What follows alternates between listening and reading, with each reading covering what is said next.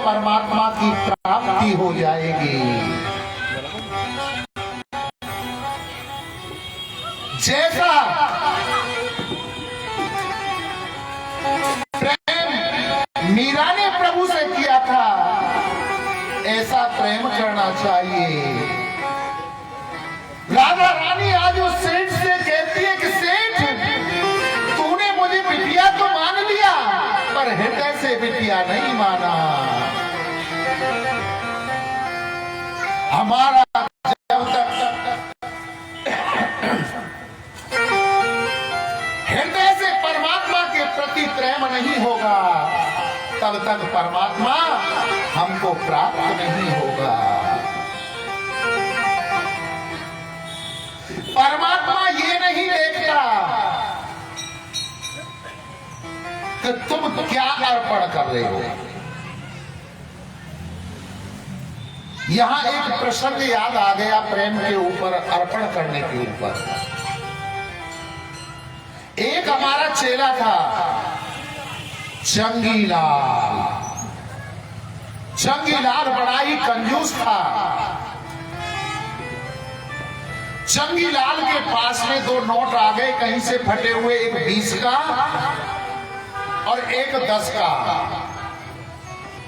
चंगीलाल ने दोनों नोटों को आपस में जोड़ लिया और सोचा चलो इनको दान करके आएंगे। कहां? कथा में। जो नोट रुपया कहीं नहीं चलता, वो कथा में या मंदिर में चलता। चंगीलाल ने उस नोट को जोड़ करके अपनी जेब में रखा और कथा सुनने के लिए पहुंच गया। कथा सुनी, आरती हो रही, तो चंगीलाल ने चुपके से और जो 20 का और 10 का जुड़ा हुआ नोट था उसको निकाला और जो 20 वाला हिस्सा था उसे ऊपर किया। तो दुनिया देखे तो कम से कम यूं तो देखे 20 रुपया चढ़ाए चंगीलाल ने। चंगीलाल जब जेब में से उस रुपया को निकाल रहा था, नोट को, तो उस समाज में 2-2 हजार के नोट चलते थे। उस चंगीलाल की जेब में एक 2000 का नोट भी रखा था। जैसी जेब में से वो फटा हुआ जुड़ा हुआ नोट निकाला 10 का और 20 का, तो वो 2000 का नोट भी निकल के जमीन पर गिर पड़ा। चंगीलाल ने वो 20 का नोट आरती में चढ़ाया और आरती ली। चंगीलाल के पीछे कम से कम 90 साल की बुढ़िया मैया खड़ी हुई। मैया दिखाई दी और 2000 को नोट मैया ने उठा के और चंगीलाल के कंधा पे हाथ मारा। चंगीलाल ने पीछे को मुड़ के देखो तो मैया ने 2000 को नोट चंगीलाल की तरफ बढ़ा दिया। चंगीलाल देख के हैरान, देखो बूढ़ी मैया और 2000 रुपया आरती में चढ़ा रही है। चंगीलाल ने मैया पे 2000 को नोट ली और आरती में चढ़ा दियो। चंगीलाल सोचने लगे या मैया में तो बड़ी श्रद्धा है जो आरती में 2-2 हजार के नोट चढ़ावे। अब तो प्रसाद लेके बाहर निकले, बोले मैया तुम में तो बड़ी श्रद्धा है, तुम 2-2 हजार रुपया आरती में चढ़ाओ। मैया कहने लगी हम ना चढ़ा। फिर कि जिस टाइम तुम अपनी जेब में से रुपया निकाल रहे, तुम्हारा ही 2000 को नोट निकल के गिर गए और तुम्हें दे रहे हम तो। इतनी बात सुनी चंगीलाल बेहोश हो गए। अगर भगवान को चढ़ाना है तो ऐसा चढ़ाओ जो काम आए। आप लाख वस्त्र मत चढ़ाओ परमात्मा को। किसी को दान दे रहे हो, लाख वस्त्र मत कीजिए, एक वस्त्र दान कर दो। हम देखते हैं जब ब्राह्मण को वस्त्र देने होते हैं ना, पर्दनिया कहते हैं धोती को। एक धोती आती है पर्दनिया जिसका नाम है परम सुख। नाम तो है परम सुख। आती है मात्र 60 रुपए की या 70 रुपए की, जमते आर पार सब कुछ दिखता है। कि पंडित जी धोती देनी है, और दुकानदार भी इतने चालाक हो गए, वह पर्दनिया 60-70 रुपए आती है, पंडित जी को नाम सुनते ही निकाल के दे दे, लियो। अगर देना है चाहे तुम एक स्वापी दो, भगवान को चढ़ाना है चाहे एक फल चढ़ाओ, जो घर में फल खराब हो जाएंगे ना, उन्हें ले जाके शिव जी पर चढ़ाया जाएंगे। अरे शिव जी तुम्हारे उन फलन के भूखे हैं क्या? वो तो भाव के भूखे हैं। भाव से अगर परमात्मा को तुम एक पुष्प भी चढ़ा दोगे तो परमात्मा उसे स्वीकार कर लेता है। जो भी देना है भाव से अर्पण करो, प्रेम से। जब तक प्रेम नहीं होगा प्रभु के, परमात्मा के प्रति, तब तक परमात्मा की प्राप्ति तुम्हें नहीं होगी। जो उदो कह रहा था कि मैं 2 घंटे से ज्यादा ब्रज में नहीं टिकूंगा, कन्हैया ने कहा तुम जाओ तो सही, 2 घंटे रुकते हो या 2 दिन में आते हो तो बाद की बात है। उदो आज जब ब्रज में पहुंचता है, वृंदावन में,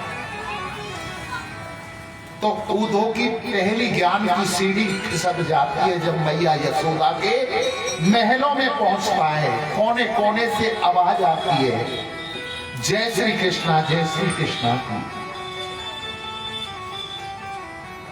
और मैया से जब अनुमति मांगी कि मैया मुझे ब्रज गोपियों के दर्शन करने हैं, राधा रानी के दर्शन करने हैं, मुझे बताओ कहां मिलेंगे? बोले इधर वन में चली जाओ। उदो वहां जाता है तो असंख्य गोपियों के बीच में श्री राधा रानी चुप बैठी हुई है और केवल एक नाम का जप कर रही है, कृष्ण कृष्ण कृष्ण। तो एक गोपी कहती है, हे राजेशु, हे राजेश्वरी, हे ब्रजेश्वरी, रात श्याम हमारे सपनों में आए थे और हमारे गऊ के बछड़े को खोल करके चले गए। दूसरी गोपी तुरंत कहती है, हाँ रात मेरे भी सपने में श्याम आए थे, मेरी मटकी को फोड़ करके गए। तीसरी गोपी राधा रानी से पूछती है कि हे राधा रानी, क्या कभी तुम्हारे सपनों में श्याम नहीं आते?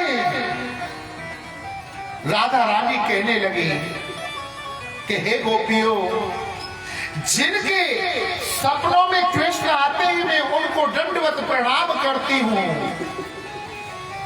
जिस दिन से कन्हैया इस ब्रज को छोड़ करके मथुरा गए ना, उस दिन से ये निदिया भी मेरी तो बैरिन हो गई है। न मुझको नींद आती है, और जब नींद ही नहीं आई तो मुझे सपना कहां से आएगा? इतने में एक भौरा वहां पर आ जाता है और उदो एक वृक्ष के पीछे से उन बातों को सुन रही थी।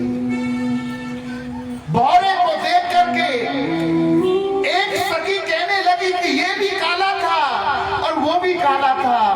अरे काले, तुझे जरा भी लाज आ रही है तो उस कृष्ण से कह देना कि हम उसकी याद के बगैर रह लेंगे यहीं पर, परंतु वो हमें याद करे या ना करे, हमारा मन हमने इतना पक्का बना लिया है। इतनी बात उदो ने सुनी कि उदो वृक्ष के पीछे से निकल करके आ गई और कहा, क्या कृष्ण कृष्ण कर रही हो? क्या कृष्ण को अपने मन में बसाए बैठी हो? अपने मन को परमात्मा में लगाओ, परब्रह्म परमात्मा से अपने मन को जोड़ो। तो गोपी कहने लगी, उदो मन ना रहे 10-20, एक हो तो सो गयो, श्याम संग अब को आराध ईश। कि हे उदो, हमारे कोई 10-20 मन नहीं थे, हमारा तो केवल एक ही मन था और वो भी मन हमारा कृष्ण के साथ चला गया।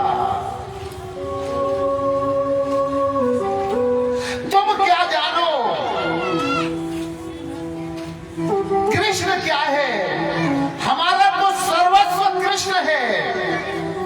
कृष्ण तन है, कृष्ण मन है, कृष्ण ही हमारो धन है। आठो याम गावे उधो, हम कृष्ण सोई काम है। कृष्ण हमारो धन, कृष्ण ही हमारे जीवन का धन है और कुछ नहीं है। हमने अपने कृष्ण से प्रेम किया है। तुम क्या जानोगे उधो प्रेम क्या होता है। यहाँ से मथुरा कोई ज्यादा दूर नहीं है। हम सुबह से शाम तक अगर चाहें तो कृष्ण से 10 बार मिलकर के आ सकती है। परंतु जिस दिन से हमारा कृष्ण हमें यहाँ छोड़ करके मथुरा गया है, हमने मथुरा में जाकर माखन बेचना बंद कर दिया। क्योंकि कृष्ण हमें देखेगा उसे तकलीफ होगी। हमने कृष्ण से प्रेम किया है, हम दुख में तड़प लेंगी, परंतु उस कृष्ण के बगैर हम रह लेंगी। परंतु हमारे कारण हमारा कृष्ण दुखी ना हो, हम ये कभी नहीं सहन कर पाएंगे। आज गोपियां उद्धव को क्या संदेश देती हैं, क्या कहती हैं? ये तो प्रेम की बात है, वो तो दिल लगी तेरे बस की नहीं है। ये तो प्रेम की बात है, वो तो बंदगी तेरे बस की नहीं है। ये तो प्रेम की बात है, वो तो बंदगी तेरे बस की नहीं है। ये तो प्रेम की बात है, वो तो बंदगी तेरे बस की नहीं है। यहाँ सर्दे होते सोने, यहाँ सर्दे होते सोने, आशिकी की शर्त नहीं है। ये तो प्रेम की बात है, वो बंदगी तेरे बस की नहीं है। प्रेम वालों ने पर्वत पूजा, उनकी पूजा में सुन ले प्रेम वालों ने पर्वत पूजा, उनकी पूजा में सुन ले।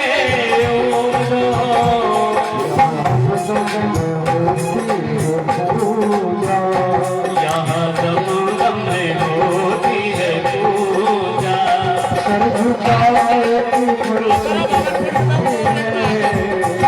प्रेम की बात है, वो बंदगी तेरे बस की नहीं है। तो प्रेम की बात है,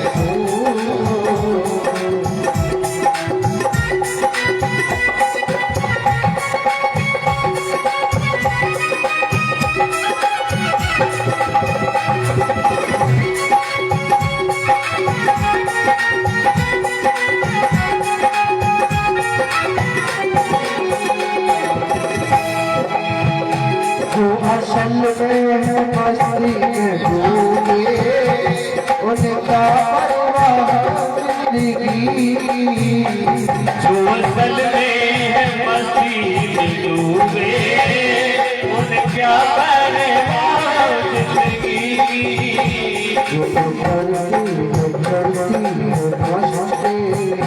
जो करती है चलती है मस्ती, वो हकीकत में बसते नहीं है।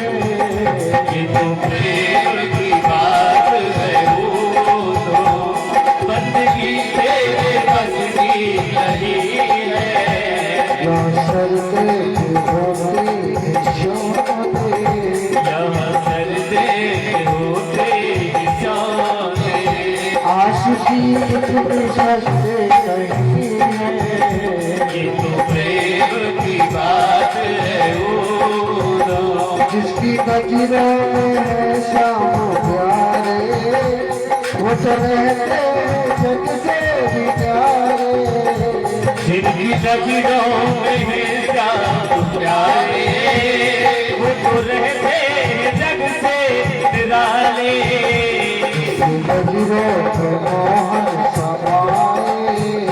जिनकी नजरों में मोहन समाए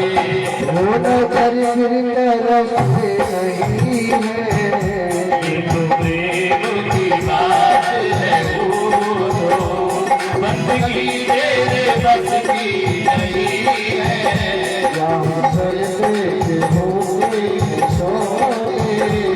यहाँ सर देखी होते सोने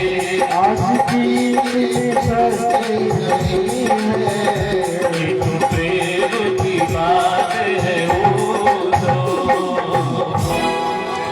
बोलो आनंद कंद भगवान की जय जय श्री राधे श्याम। साधु जी सीताराम सीताराम प्रेम से बोलो राधे श्याम राधे श्याम। जो ऊधो कह करके आया था कि 2 घंटे से ज्यादा ब्रज में नहीं रुकूंगा, 7 महीने हो गए ब्रज में गोता लगाते लगाते गोपियों की वाणियों को सुनते सुनते जो ज्ञान का अभिमान था सब ढह गया। ऊदो सूदो है चलो सुन गोपिन के में ज्ञान बजाई डुमडुमी और प्रेम बजायो ढोल।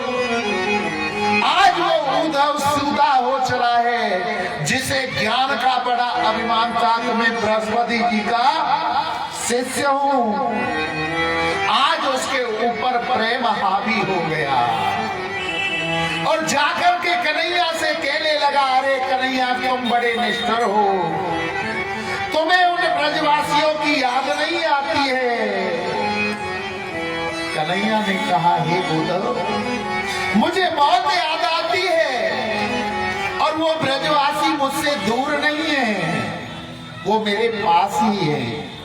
आज उद्धव को ब्रजवासियों के दर्शन वही करा दिए। हे उद्धव तुम्हारे ज्ञान के ऊपर जब तक प्रेम की भक्ति नहीं चढ़ती तब तक तुम्हारा ज्ञान अधूरा है। आज तुम्हारे ज्ञान के ऊपर प्रेम की भक्ति चढ़ गई है, अब तुम्हारी भक्ति पूर्ण हुई। श्री सुखदेव जी वर्णन करते हैं, कंस की 2 पत्नियां थी, अस्थि और प्राप्ति। अस्थि माने है और प्राप्ति माने होगा। हमारे जीवन में भी ये है और होगा, यही 2 पत्नियां हमारे पीछे लगी हुई हैं। आज तो हमारे पास करोड़ों का धन है और कामना है करते हैं कि ये अरबों में बदल जाए, हो जाए, होगा। जो ये कंस की पत्नियां हैं अस्थि और प्राप्ति बड़ी खतरनाक हैं। अस्थि प्राप्ति कंसस्य महर्षो व्रतवरा व्रतेष्टया दुख्याते ईश्वतु समपितरु ग्रहान। कंस की पत्नियां रोती हुई अपने पिता के पास गई हैं। पिता कौन था उनका? जरासंध। कहा कि महाराज पिताश्री आपके दामाद को कृष्ण और बलराम ने मार दिया है, अब तो 23 अक्षौणी सेना ली और मथुरा पर चढ़ाई कर दी। गोविंद ने सारी सेना का उद्धार कर दिया, केवल जरासंध को जिंदा छोड़ा। 1 बार नहीं, 2 बार नहीं, 17 बार 23 अक्षौणी सेना लेकर के जरासंध आया और 2300 बार मेरे गोविंद जरासंध को छोड़ देते और बाकी सबका उद्धार कर देते। तो ले आ, जितने भी राक्षस हैं सबका उद्धार हो। उसके बाद में कालयवन नाम का राक्षस आया, गोविंद को मारने दौड़ने लगा। कालयवन से युद्ध किया प्रभु ने, परंतु काले वन को जीत नहीं पाए हैं प्रभु। एक गुफा में चले गए और उस गुफा के अंदर मुचकुंद नाम के ऋषि सो रहे थे। कन्हैया ने जाकर के अपनी पटका कवरिया उस मुचकुंद को उड़ा दी। काल यवन ने सोचा कन्हैया यही सो रहा है और मुचकुंद में ठोकर मारी और मुचकुंद को ये वरदान जो भी सोते हुए को जगाएगा वो जल करके भस्म हो जाएगा। और काल यवन को ये वर था कि इसका शीश जिसकी गोदी में डलेगा उसका भी उद्धार हो जाएगा। मुचकुंद में जैसे ही ठोकर मारी काल यवन जल करके भस्म होने लगा। उसका सर धड़ से अलग हो गया और सर धड़ से अलग होकर के मुचकुंद की गोदी में गिर गया। दोनों का उद्धार हो गया। 18वीं बार की युद्ध की तैयारी करने लगा जरासंध। तो ब्राह्मणों को निमंत्रण भेज दिया कि सारे ब्राह्मण मेरे यहां पर आ जाएं। छांट करके 11,000 ब्राह्मणों को जरासंध ने अपने यहां पर बुलाया और कहा महाराज मेरे यहां पर जप करो, तुम्हें इतना धन दूंगा, कभी दूसरे से मांगने की इच्छा नहीं होगी अगर मैं युद्ध को जीत करके आ गया, कृष्ण को हरा करके आ गया। अगर अब की बार में कृष्ण से हार गया तो तुम 11 के 11,000 को सूली पर चढ़वा दूंगा। तो ब्राह्मणों की जान अटक गई। अब तो ब्राह्मण देवता जप करने लगे कृष्ण कैसे भी बचा लो, कृष्ण कैसे भी बचा लो। अब क्या तुम्हें हार जाओ, कृष्ण कैसे भी बचा लो। मथुरा पर आकर के चढ़ाई कर दी। कृष्ण के कानों में उन 11,000 ब्राह्मणों की आवाज आने लगी। युद्ध करने के लिए पहुंच गए। सामने काल यवन जरासंध की सेना खड़ी हुई है, जरासंध चढ़ा हुआ है। बलराम जी से कृष्ण कहने लगे दाऊ आज तो मैंने ऐसा कर रहा हूं कि युद्ध भूमि में थे भाग चले। अरे लाला तू कहा कह रहा है? अगर हम युद्ध भूमि में से भाग गए तो रण छोड़ नाम पड़ जाएगा हमारो। बोले कोई बात नहीं, माखन चोर हम के, मिश्री चोर हम के, कपड़ा चोर हम के, चोर हम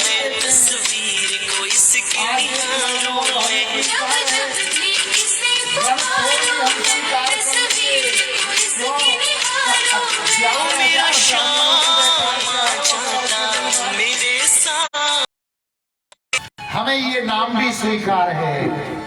अब तो गोविंद रण में से भाग जाते हैं, पर्वत पर चढ़ जाते हैं। जरासंध ने देखा पहाड़ पर चढ़ गए कि इस पहाड़ के चारों ओर आग लगा दो। पहाड़ के चारों ओर आग लगा दी। गोविंद ने छलांग लगाई और समुद्र के किनारे पर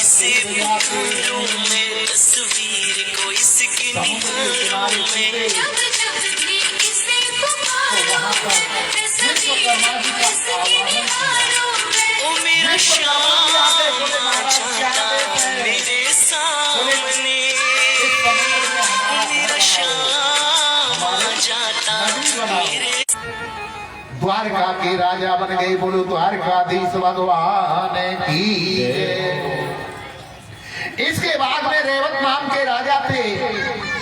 उनकी पुत्री का नाम था रेवती, जिसके साथ में बलराम जी का विवाह हुआ।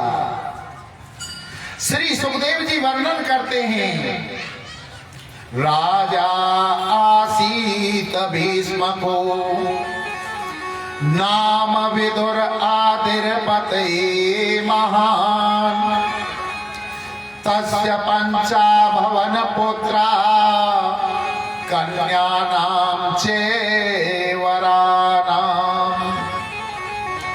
कुंदरपुर के राजा थे जिनका नाम था भीष्म। उनके यहाँ पर 5 पुत्र थे। बड़े पुत्र का नाम था रुक्मी। कोई पुत्री नहीं थी, परंतु राजा के मन में, भीष्म के मन में थी कि मेरे एक पुत्री और हो जिसका विवाह मैं द्वारकानाथ के साथ करूं। तपस्या करने के लिए वो राजा वन में जाते हैं और वहां उनको एक कन्या कमल के फूल पर प्राप्त हुई। वो कन्या कौन थी? रुक्मणी जी। और रुक्मणी जी कौन है? लक्ष्मी का रूप। और लक्ष्मी कभी मां के गर्भ से जन्म नहीं लेती है। प्रथम बार लक्ष्मी का से प्राप्त हुई, हल चलाया भूमि में, जो काज नेपाल में हो, पहले भारत में ही था। जब वो हल चलाया तो पृथ्वी से त्वच्युताविशतम चितम पत्र में कि हे गोविंद, मैंने तुम्हें कभी देखा नहीं है, केवल तो आपके वरमाला डाल दूंगी, आप मुझे वर्णित करके और वहां से ले जाना। लिख करके पत्र, लिख करके पत्र और एक ब्राह्मण को दे दिया। हम तो हो कहीं ना, बस अभी जगह को नाम तो बता, कहां जा रहे हो? कि यहीं जा रहा हूं। पहले जमाने का नियम था, उनके साथ में किया हुआ संबंध आज तक चलता रहा है। अपने माता पिताओं को देख लो।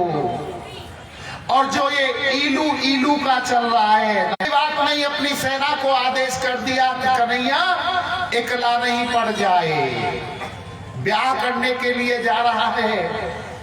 परंतु कन्हैया ध्यान रखना, अपने आप को अकेला मत समझना और शब्दों का ज्ञान होना अति आवश्यक।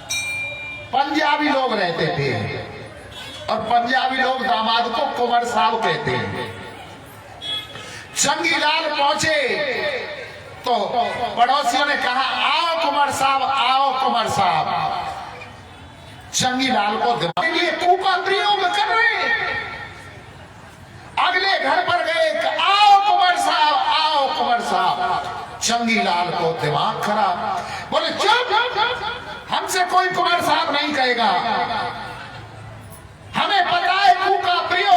कृष्ण वहां पहुंचे और रुक्मणी जी को पता चला कि कृष्ण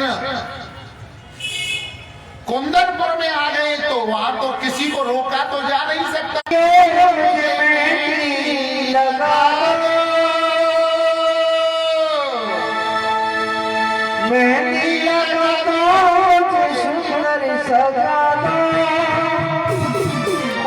और मुझे सुंदर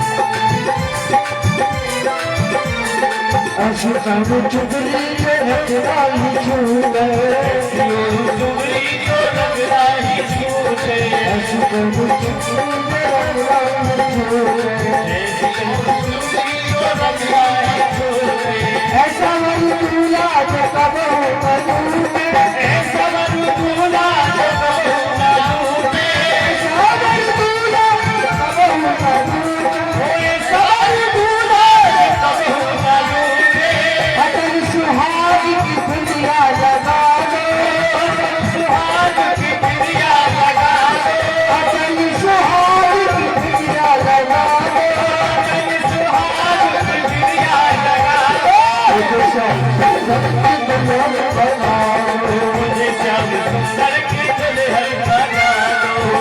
क्या सुंदर की दुल्हन बना दो, मुझे श्याम सुंदर की दुल्हन बना दो, ओ मुझे क्या सुंदर की दुल्हन बना दो, मुझे श्याम सुंदर की दुल्हन बना दो, मुझे क्या सुंदर की दुल्हन बना दो, मुझे श्याम सुंदर की दुल्हन दुल्हन बना दो। बोलो आनंद कंद भगवान की जय। जय जय श्री राधे श्याम। साधु जी सीताराम सीताराम, प्रेम से बोलो राधे श्याम। राधे श्याम। अब तो रुक्मणी जी ये रखे दबे, ध्यान रखो लल्ला, ऐसे चंगी लाल मत बनो हमारी जान पे। अब तो रुक्मणी जी को जब पता चला, तैयार होकर के कात्यायनी माता के मंदिर में पूजा के लिए चलती हैं और मंदिर में पहुंच गई। जाकर के कात्यायनी माँ की पूजा करने लगी। ओम सर्वमंगल मांगल्ये शिवे सर्वार्थ साधके शरण्ये त्र्यंबके गौरी नारायणी नमोस्तुते। नमस्ते त्वा अम्बिके विद्रम त्वं संतां युतां शिवामः। भूयात् पतिर्मे भगवान कृष्ण तदत्मोदता। सामने मूर्ति तो है कात्यायनी माता की, परंतु रुक्मणी जी को उस कात्यायनी मूर्ति में भी द्वारकाधीश के दर्शन हो रहे हैं और कहने लगी कि हे मां, मुझे तो कृष्ण पति के रूप में प्राप्त हो जाए कि मैया के हाथ से फूल छूट जाता है। शुभ संकेत होने लगे। उधर असंख्य सैनिकों के बीच में जो शिशुपाल ने अपनी बहन की रक्षा के लिए लगा रखे थे, उसके बीच से गोविंद चढ़ करके आ रहे हैं। गोविंद जैसे ही मुस्कुराते हैं तो एक सैनिक कहता है, देखो कैसी मतवाली चाल है। मदमस्त जैसे हाथी चलता है ना, ऐसे चल रहे हैं। दूसरा कहने लगे, अरे बेरी, चाल को छोड़, सिर पर जो मुकुट विराज रहा है, मुकुट को देख कैसा सुंदर है। तीसरा कहने लगा, मुकुट को छोड़, सामने जो सूरत है, सूरत तो देख। ऐसे में बात कर रहे थे कि निकल के गोविंद रुक्मणी जी के पास आ जाते हैं।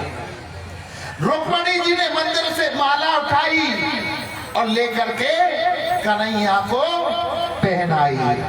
ओम माल्यादिनी सुगंधिनी माल्यादिनी वही प्रभु मया हर्तानि पुष्पानि पूजनार्थम प्रतिगृह्यताम महा।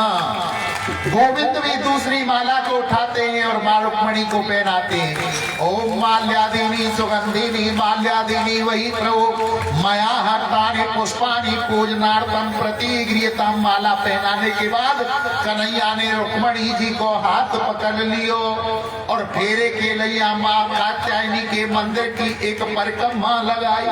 यानी कानी चे पापानी जन्मांतर कृतानि चे तानि तानि विनश्यन्ति पदीक्षणाम पदे पदे। अब तो वहां हल्ला मच गयो, ले गो ले गो ले गो। रुक्मणी जी को पता पड़ा तो रुक्मणी जी को जब कृष्ण भगवान ले गए और रुक्मिणी को पता चला तो युद्ध के लिए आया। कृष्ण उसे मारना चाहते थे, रुक्मणी ने कहा कि ये मेरा भैया आया, छोड़ दो। बोले ठीक है। बोले महाराज ऐसे नहीं। भीष्म जी आ गई, बोले मेरी पुत्री है, मैं इसका विवाह ढंग से करना चाहता हूँ, कन्यादान करना चाहता हूँ। बोले कोई बात नहीं, कन्यादान करो, हम बारात चढ़ा के लाएंगे। अब तो भगवान की बारात चढ़ रही है भैया, कैसे चढ़ाओ के बारात? आवे चढ़ा दे, चढ़वाओ दे तो करते चढ़ के आ रहे। एक डीजे पीछे बजाइए नहीं तो पहले। अब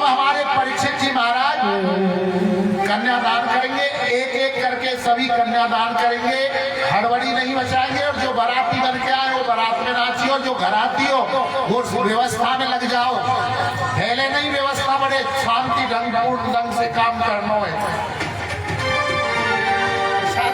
आज मेरी शाम की शादी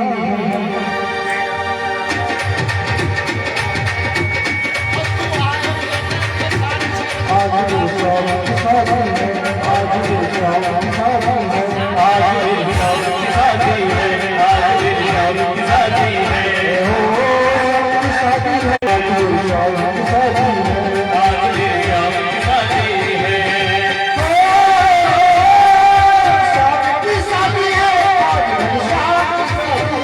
आज मेरी शाम की शादी है, आज मेरी शाम की शादी है, शाम की शादी है, मेरी शाम की शादी है, आज मेरी शाम की शादी है, आज मेरी शाम की शादी है।